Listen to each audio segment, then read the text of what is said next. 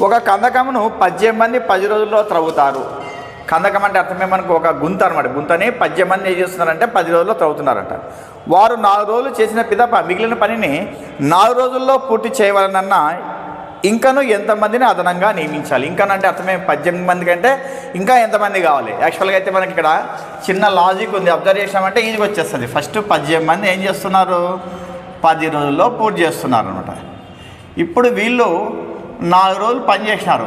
4 రోజులు పని చేస్తే ఇంకెన్ని రోజులు మిగిలింది, 6 రోజులు మిగిలింది. 6 రోజులు కూడా ఎవరు చేసినారు, 18 మంది చేసినారు ఫస్ట్.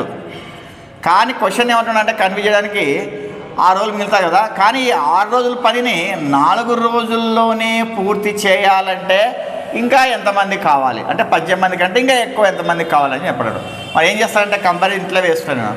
6 రోజులకి 18 మంది కావాలా, నెక్స్ట్ 4 రోజులకి ఎంతమంది అంటే రోజులు తగ్గినాయి కాబట్టి మెంబర్స్ ఏమవుతారు, పెరుగుతారు. కాబట్టి ఏం చెప్పచ్చు మన లెక్క ప్రకారము ఎక్కువ బై తక్కువ 6/4 ఇంటూ ఏం చేస్తా 18 వేస్తా. 2 2 జా 2 9 జా 2 1 జా 2 3 జా ఎంత 3 9 జా 27 మెంబర్స్ అన్నమాట. అంటే 27 మంది కావాలా. అంటే 6 రోజులు చేసే పని 4 రోజులు చేయాలంటే 27 మంది కావాలి. అంటే ఇంకాను ఎంతమంది అన్నాడు, అంటే ఇంకాను అదనంగా అన్నాడు. అంటే అదనంగా అన్నప్పుడు ఏం చేయాలి మనం, 27లో నుంచి ఈ 18ని మైనస్ చేయాలి. ఎంత వస్తుంది, 9 మెంబర్స్ వస్తుంది. అంటే 18 మంది కంటే అదనంగా ఇంకెంతమంది నియమించాలి, మనం 9 మంది నియమించాలని చెప్పని అర్థం. మరి ఏ ఆప్షన్ మనకంటే ఇచ్చిన వాటిలో first option is the right answer.